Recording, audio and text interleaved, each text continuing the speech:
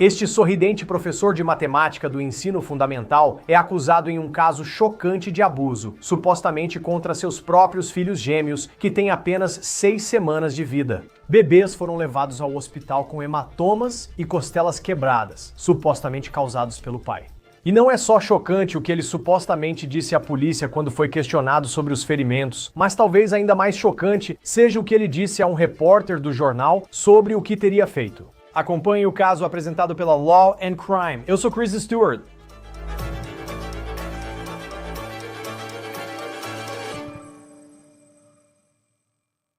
Casos de abuso infantil realmente mexem com a gente porque as vítimas são muito jovens.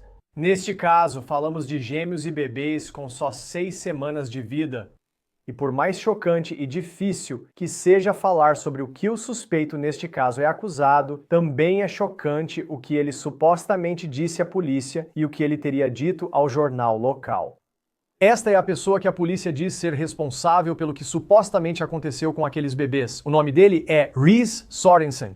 Ele tem 28 anos e, até ser preso, era professor de matemática em uma escola fundamental em Salem, Oregon. O nome dele ainda aparece no diretório de funcionários da escola desta manhã. O jornal local, o Salem Reporter, que vem acompanhando essa história de perto, diz que ele já pediu demissão do cargo na escola desde sua prisão. Sorensen também é capitão no Exército dos Estados Unidos da América. Essa é uma posição de liderança. Ele é um oficial, mas seu trabalho mais importante, aquele que a polícia alega que ele falhou completamente, é ser pai. Rhys, pai casado de gêmeos, um menino e uma menina, tinha filhos com apenas 6 semanas na época do ocorrido, segundo a polícia. O repórter de Salem analisou o depoimento policial do caso e apresenta o que foi relatado segundo informações. Vamos voltar ao dia 10 de agosto, porque foi nesse dia que a polícia disse ter sido chamada ao hospital, pois os médicos perceberam que havia algo muito errado com as 2 crianças que foram levadas até eles. As crianças foram levadas ao hospital naquele dia em Salem, Oregon, porque, de acordo com o depoimento analisado pelo jornal, um dos bebês estava tendo dificuldade para engolir. Quando os médicos examinaram as 2 crianças, descobriram que elas não estavam apenas machucadas, mas também gravemente desnutridas. O depoimento relata que médicos notaram olhos vermelhos nos bebês e os pais atribuíram isso ao vômito. Então, os médicos decidiram examinar essas crianças mais a fundo para ver se havia algo de errado. E isso foi o que eles supostamente encontraram. Uma criança de Sorensen tinha 10 costelas quebradas. Os médicos notaram que os bebês se encolhiam quando alguém se aproximava deles. Agora, a menina tinha hematomas ao redor da boca. E aqui está o que estamos começando a descobrir sobre o que Sorensen supostamente disse à polícia no hospital. O lado dele da história, por assim dizer, porque ele teria dito aos detetives que enfiou um pano na boca de sua filha de 6 semanas para fazê-la parar de chorar e gritar, dizendo supostamente que estava cansado e citando no limite de sua sanidade. Quanto às costelas quebradas, Sorensen teria dito que colocou o punho no estômago da criança, usando os nós dos dedos e força para ajudar a criança a soltar gases.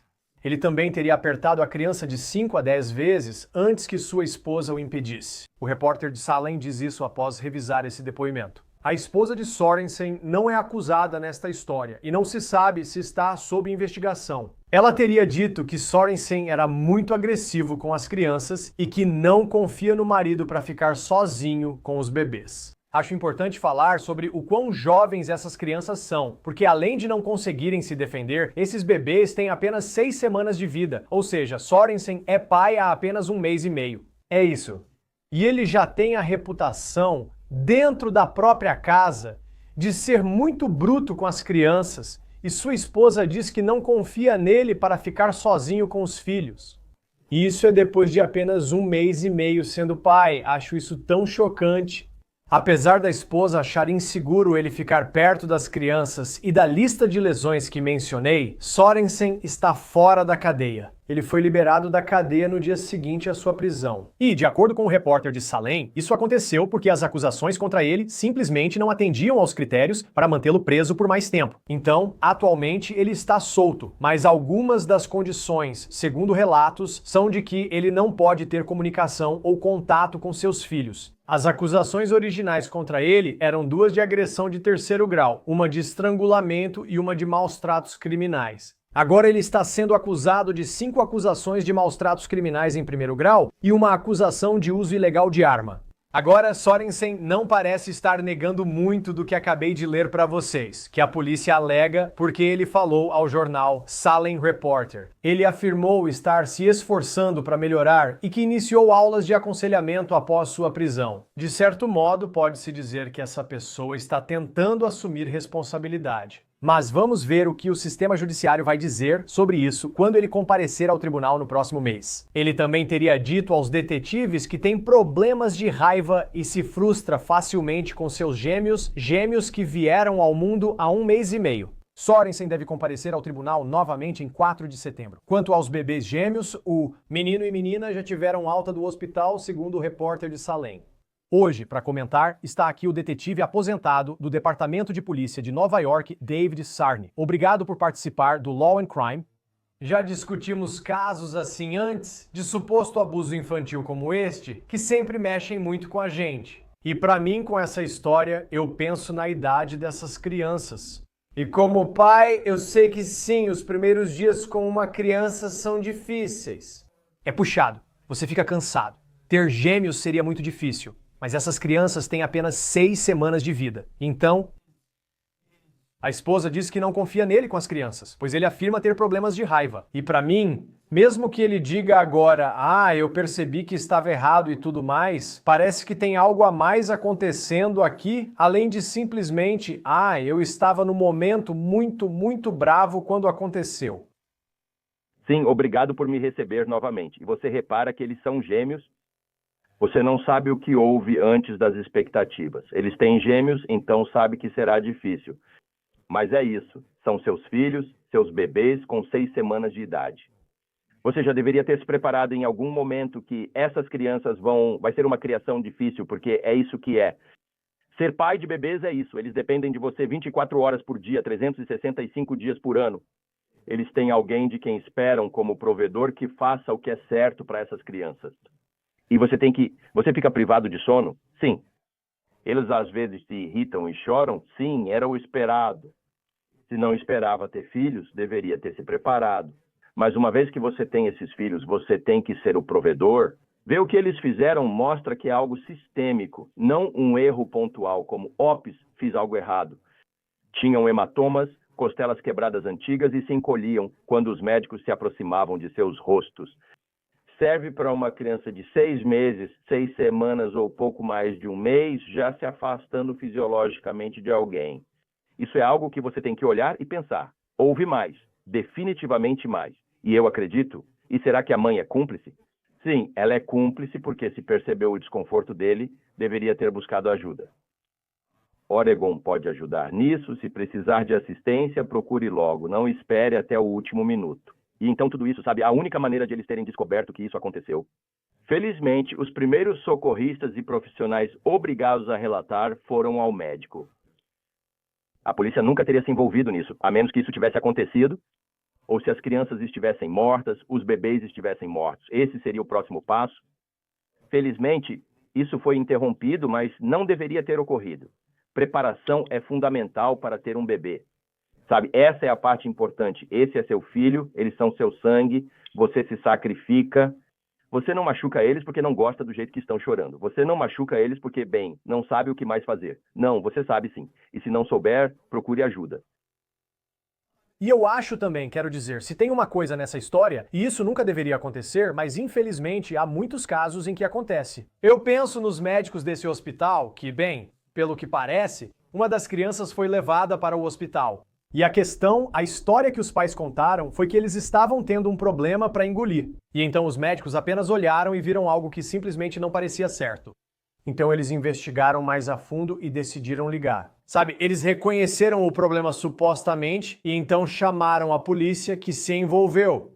Como investigador, quero saber quão comum é descobrir casos de abuso infantil por meio de ligações do hospital, pois quando a criança chega lá, geralmente já é tarde, mas ainda assim ela é levada a um local onde você se envolve e a investigação começa. Sim, geralmente é assim que funciona às vezes. É como se houvesse uma ligação para o 911 por causa de barulhos altos ou algo assim, ou uma briga em casa. Muitas vezes, depois de tudo isso e do suposto abuso, quando o dano já ocorreu e percebem que não há mais o que fazer, os pais levam a criança ao médico. Essa é a parte crucial da obrigatoriedade de notificação. Antes, em Nova York, professores e médicos muitas vezes não denunciavam por ser visto como questão familiar. Eles não faziam isso, mas agora evoluímos. Isso é importante porque quando ligam em Nova York, temos a chamada equipe de resposta imediata. Então, vamos ter uma equipe disponível que vai imediatamente ao local, composta por investigadores dos serviços de proteção à criança e das equipes de detetives que vão até o hospital e começam a investigação. E isso volta para ele. É uma sorte terem descoberto a tempo, pois agora você salvou 2 vidas que iam morrer. Esse é o fato. Quero dizer, pelo que você está vendo, a fome, o ferimento só iam aumentar, porque a gente já viu em casos domésticos, tanto com crianças quanto com adultos. A violência aumenta, ela realmente não diminui. Quando conseguem escapar de uma coisa, aí fazem o passo B, depois o C, o D, e é assim que acontece. Então, com os investigadores, eles chegam lá e eu defendo que nós temos, e uma coisa sobre os detetives, pelo menos na Departamento de Polícia de Nova York, é que temos uma seção especializada em crianças, sabe? A Divisão de Vítimas Especiais tem uma seção especializada em crianças. E isso é importante porque, ao lidar com crianças e bebês, é preciso especialistas. E não só isso, promotores especializados também, porque, às vezes, infelizmente, quando bebês morrem, eles podem morrer de morte súbita e, sabe, pode ser qualquer coisa. Mas essa investigação é importante porque bebês não podem te dizer nada. Crianças podem não te contar tudo. É por isso que o envolvimento profundo da equipe médica, do serviço social e de investigadores e promotores especializados nesses casos é benéfico, porque se for algo como, por exemplo, a criança caiu acidentalmente, eles podem determinar isso. Se houver abuso sistêmico, conseguimos identificar. E você fala sobre a parte sistêmica disso. E sabe, tudo o que sabemos até agora são as alegações em relação aos ferimentos que as crianças tinham quando chegaram ao hospital. E então a mãe fez algumas declarações interessantes sobre simplesmente não confiar no marido sozinha com as crianças, o que novamente é bem interessante, já que eles parecem ser pais há só 6 semanas. Mas ao mesmo tempo, você tem as crianças, sabe, quando um médico se aproximava delas, elas se encolhiam. Estamos falando de uma criança pequena. Esse impulso já existia quando começaram a tomar leite ou fórmula. Estavam famintos, segundo o repórter Salem. E então, sabe, havia também essa questão da fome. Claramente havia algo além dos ferimentos em casa e suas causas. Mas além das declarações da esposa, como você conduz uma investigação para descobrir se o que vimos no hospital é só a ponta do iceberg? Por isso, você faria uma visita à casa com consentimento ou mandado para verificar na geladeira. Quando temos a Administração de Serviços para Crianças, os serviços de administração infantil em Nova York, eles e a polícia vão até a casa, às vezes mais de uma vez, dependendo da gravidade, para checar condições da residência, geladeira e outras informações esperadas. Tenha fórmula ou leite materno na geladeira ao alimentar bebês. Onde e como está organizada a roupa de cama? Tem roupa de cama? Tudo isso vem, você sabe, de muitos anos atrás, e isso foi em Nova York, o caso de Lisa Steinberg, e eu realmente uso isso nas minhas aulas e falo sobre isso. Naquela época, né, era meio que deixar para lá, mas agora é ótimo que a gente se envolva. O problema é que só nos envolvemos quando é algo criminal. Naquele tempo, a mãe achava que ele ameaçava a criança e precisava buscar uma alternativa ou pedir ajuda a alguém. Ele trabalhava em uma escola. Você não conversaria com a equipe ou com o diretor e diria, isso é um problema? Porque agora ele, sabe, isso virou uma coisa. Ela está totalmente conivente com isso. Sabe, se você sentiu que ele não podia ficar perto das crianças e as crianças estavam com fome, aparentemente, de acordo com as informações dos médicos, elas estavam famintas, você faz parte disso. Por que você não faria isso? Se está preocupado com a segurança e o bem-estar do seu bebê. Esse é o problema. Ela estava trabalhando? Ela ficou em casa o tempo todo? Essas questões vão influenciar a investigação. Você vai fazer essas perguntas porque quer obter uma análise detalhada do que estava acontecendo na casa para determinar esses fatos. Quero dizer, bebês não quebram costelas. Essa é a realidade. Coelhos não quebram costelas. De alguma forma, isso é feito por um adulto. Não há nenhuma acusação. Isso são alegações, claro, mas quando se fala da parte física e do bem-estar das crianças, dos bebês, trata-se de recém-nascidos. Você precisa considerar o que o médico observa e analisar com base nisso. Conversando com os profissionais no local, eles analisam, você conversa com os pais, visita a casa e faz tudo para determinar os fatos e circunstâncias. Infelizmente, já vimos mortes de bebês e não houve crime envolvido. E o único motivo pelo qual fazemos isso é porque realmente precisamos focar nesses casos. Esses são casos sérios e complexos. E nisso precisamos fazer muito mais. Existe, sabe, isso é o que acontece com os bebês. Eles estão em casa. Você talvez sai de casa e só isso? Você conversa com os vizinhos, conversa com as pessoas ao redor. Eles têm creche? Eles fazem algo assim? Essas são coisas que vão entrar nessa investigação. Assim, você pode determinar se há ou não criminalidade nisso. E com base em causa provável, né, foi considerada criminalidade, nesses casos, no tratamento desses dois bebês, dessas duas crianças, né? Sim, segundo o depoimento analisado pelo jornal local, ainda não recebemos esse documento internamente. Mas parece que Reese Sorenson admitiu que, sabe, havia hematomas ao redor da boca da menina. O motivo disso é inacreditável. Alguém colocou um pano na boca do bebê para tentar acalmá-lo, porque supostamente ele estava no limite. Isso é insano.